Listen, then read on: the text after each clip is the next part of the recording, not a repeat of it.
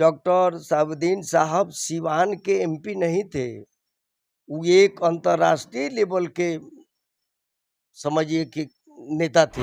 अटल जी अपने मुंह से बोले थे कि एक हिंदुस्तान में कोई सांसद है जिसका नाम मोहम्मद साहबुद्दीन साहब है, जो अपने मद के जितना भी पैसा है होता था वो जनता के बीच में वितरण करते थे। उतना विकास जितना सीमान में किए बताइए आज हुआ है, आना होने वाला है। साहबुद्दीन साहब जो थे ना,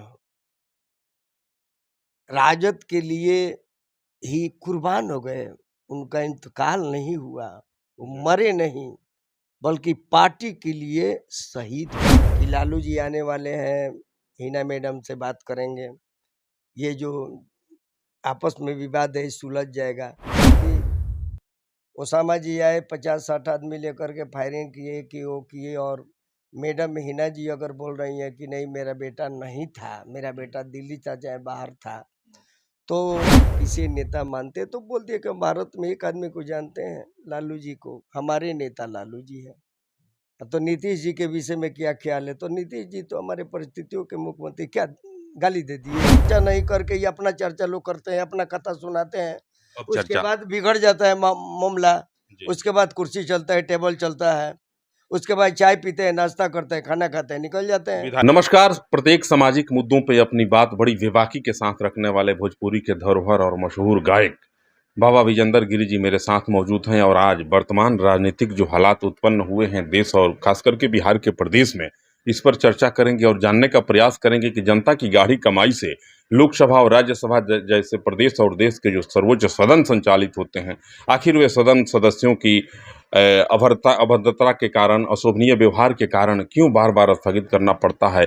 मजदूरों के, किसानों के और मजलूम लोगों के एक एक पैसे के टैक्स से चलने वाला वह सदन आखिर कब तक इस ढंग से चलता रहेगा, जहां किसानों के बात की लिए उस सदन का निर्माण किया गया हो, वह सदन आज आपसी टकराव के चलते स्थगित हो जाता है और किसानों मजदूरों की वहां बात नहीं हो पाती है। बहुत स्वागत है आपका।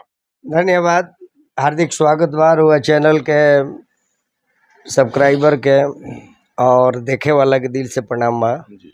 ई कहतनी जे लोकसभा विधानसभा एक प्रदेश का सर्वोच्च सदन है और देश का एक सर्वोच्च सदन है। दोनों सदनों का निर्माण इसलिए किया गया था संविधान के माध्यम से कि दोनों सदनों के सदस्यों को जनता जब निर्वाचित करके सदन में भेजेगी, तो जो सदस्य यहाँ से निर्वाचित होकर के जाएंगे वे जनता की बात करेंगे, विकास के मुद्दों पर चर्चा होगी, कहाँ किस चीज की कमी है उसकी पूर्ति कैसे की जाए, इन तमाम बिंदुओं पर पक्ष और विपक्ष के लोग एक साथ बैठ करके चर्चा करेंगे। लेकिन आज दोनों सदन जो है अपने राह से दिग्भ्रमित हो गया है, भटक गया है, और दोनों सदनों में राजनीतिक मुद्दे पर चर्चा होती है। किस दल से किस सदस्य को तोड़ करके किस में मिलाया जाए, कौन किसको मिला लिया, इन बिंदुओं पे चर्चा होती है, जिसके कारण हाथापाई की नौबत आ जाती है। कई बार आप देखे होंगे कि विधानसभा से सदस्यों को मार्शल बल के प्रयोग के द्वारा बाहर निकाला जाता है। क्या कहेंगे, यह कहाँ तक जायज है? देखिए, दुर्भाग्य है, विधानसभा, राज्यसभा, लोकसभा बना है किसानों के, गरीबों के और भारत के जन जन हर व्यक्ति के चिंतन करने के लिए बना है। जी, विकास की बात होनी चाहिए। विकास भवन है वो, जी, वहाँ विकास का मीटिंग होता है, जो क्या करें हम लोग जिसके वजह से हमारी जनता को सुविधा पहुंचे, गरीबों के पास जाए, जमीन पर उतरे, हमारा विकास, उद्योग बने, लोग को नौकरी दिया जाए। नहीं तो वहां तो अभी इस बिंदु पर चर्चा नहीं हो रही है। वहां चर्चा हो रहा है कि अब खेला हो बे, महाराष्ट्र में हुआ तो बिहार में भी होगा, इन तमाम बिंदुओं पर अरे तो चर्चा ये हो रही है। खेला हो रहा है ना, दुर्भाग्य न है।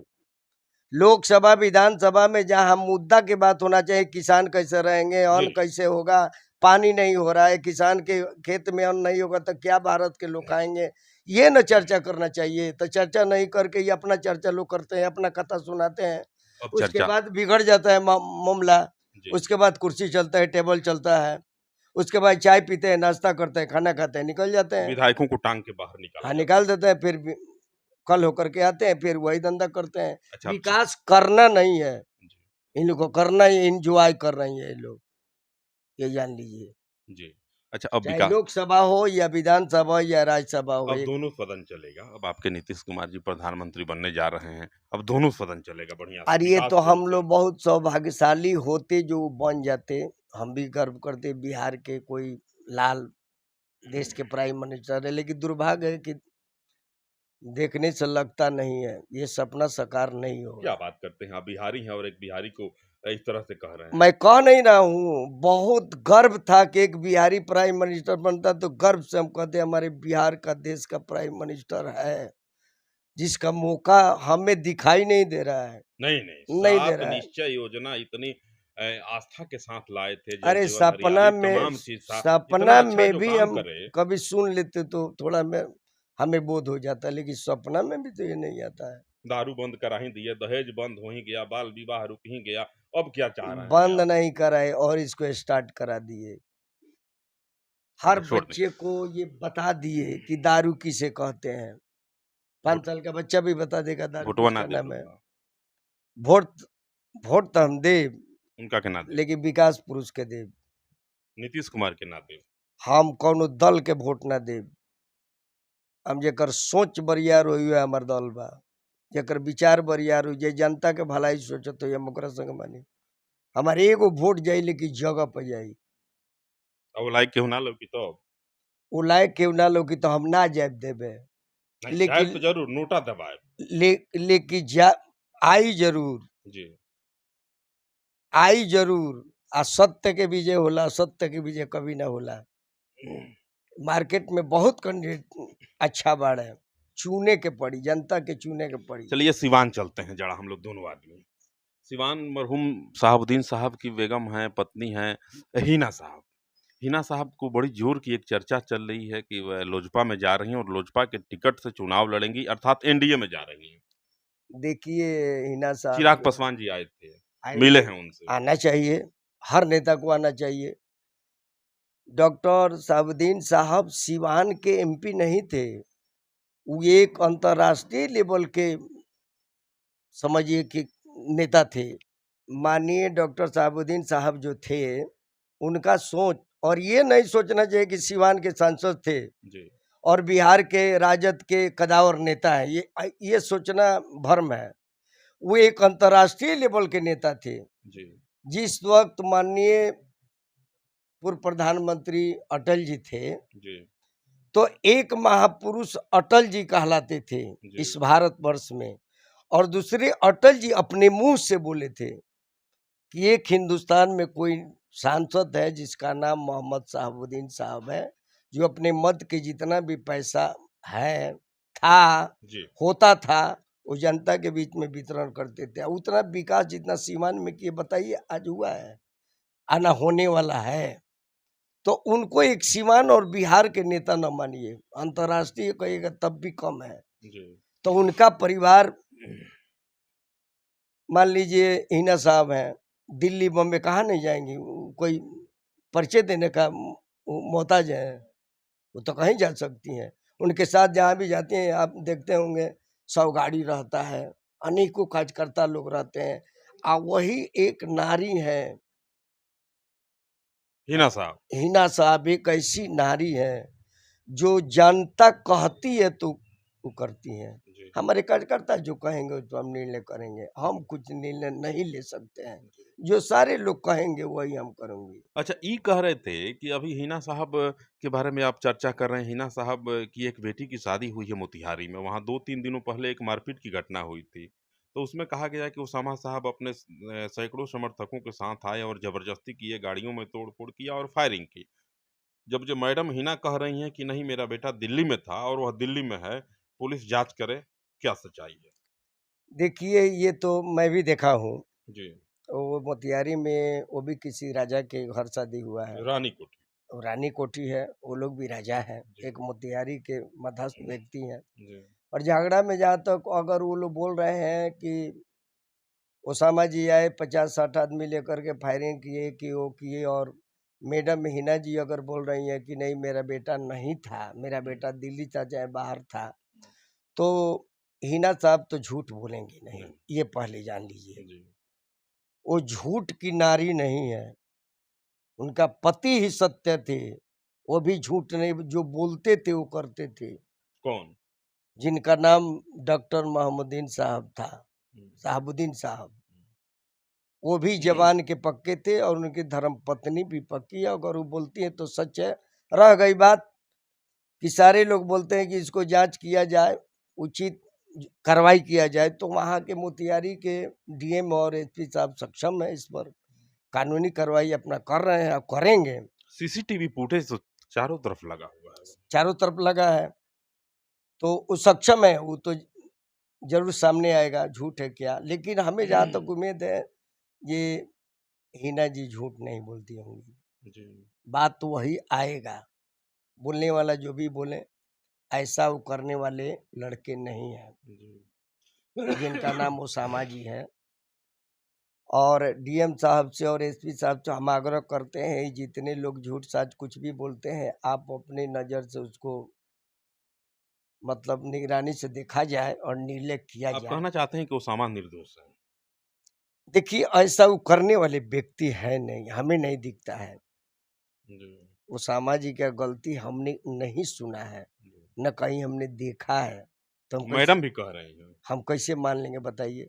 रह गई बात, अगर बात सच्चाई हो तो डीएम साहब एसपी साहब सक्षम है, वो कर लेंगे, देख लेंगे अपना।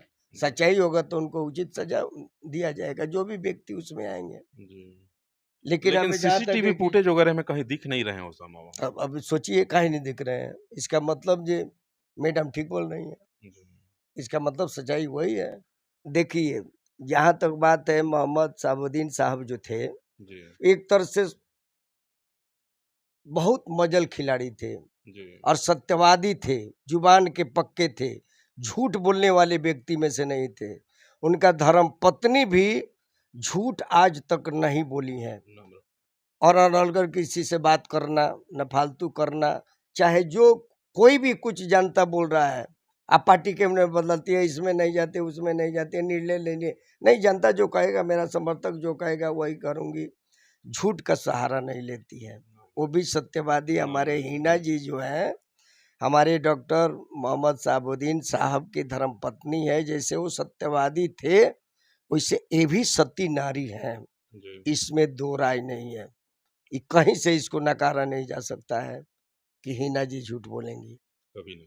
कभी नहीं। हाँ, हमें उम्मीद है। चलिए, एक बड़ी जोर की चर्चा चल रही है। एक माले के पूर्व विधायक हैं और बड़े अच्छे कदावर नेता कहे जाते हैं सीपीआई-एमएल के अमरनाथ यादव जी। उनका कुछ दिनों पहले एक बयान वायरल होता है और कहते हैं कि लालू यादव तत्काल मिलने वाले हैं हिना साहब से। क्या कहेंगे? हाँ, ये तो खैर आप लोग के द्वारा मैं भी सुना हूँ। माननीय अमरनाथ यादव जी हमारे माले के कदावर नेता हैं और गरीब के मसीहा हैं और सामाजिक व्यक्ति हैं और गरीब के बहुत शुभचिंतक भी हैं और उनका इमेज अच्छा है, छवि भी अच्छा है, सब कुछ अच्छा है। अगर वो बोलते हैं तो हो सकता है ऐसा कहीं लिंक उनको मिला हो कि लालू जी आने वाले हैं, हिना मैडम से बात करेंगे, ये जो आपस में विवाद है सुलझ जाएगा। तो लालू जी को आना भी चाहिए, स्वागत है उनका। और हम तो कहेंगे कि बहुत देर कर दिए, उनको तो बहुत पहले आना चाहिए। साहबुद्दीन साहब जो थे ना, राजद के लिए ही कुर्बान हो गए, उनका इंतकाल नहीं हुआ, वो मरे नहीं, बल्कि पार्टी के लिए शहीद हो गए, राजद के लिए।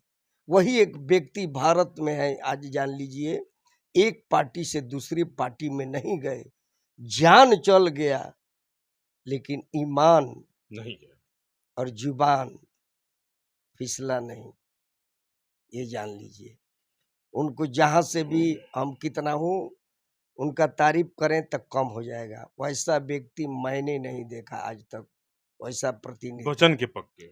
लेकिन दुर्भाग्य देखिए, 4 बार का एमपी रहे, भारत के एमपी, लोकसभा के सदस्य रहे, 2 बार विधानसभा से रहे और 4 बार के लोकसभा के एक सम्मानित भारत के कदावर नेता, राजद के, माने समझिए कि राजद के खंभा थे और उनका कोरोना से देहांत हो जाना, ये बहुत दुर्भाग्य की बात है। हमें नहीं लगता है कोरोना से हुआ, जी। नहीं, इसमें इसको भी जांच करना चाहिए। नहीं, दोबारा साहबुद्दीन साहब जेल नहीं गए होते। उनका एक बयान आया कि मीडिया के लोगों ने पूछा कि नीतीश कुमार के बारे में क्या ख्याल है, तो उन्होंने कहा कि नीतीश जी परिस्थितियों के मुख्यमंत्री हैं। लोगों का कहना है कि यही बयान के चलते साहबुद्दीन साहब पुनः जेल चले गए थे। अच्छा, आप बताइए वो कहाँ से गलत बोले थे? उनसे मीडिया वाले लोग पूछे कि आप किसे नेता मानते हैं, तो बोलते हैं कि भारत में एक आदमी को जानते हैं, लालू जी को, हमारे नेता लालू जी हैं।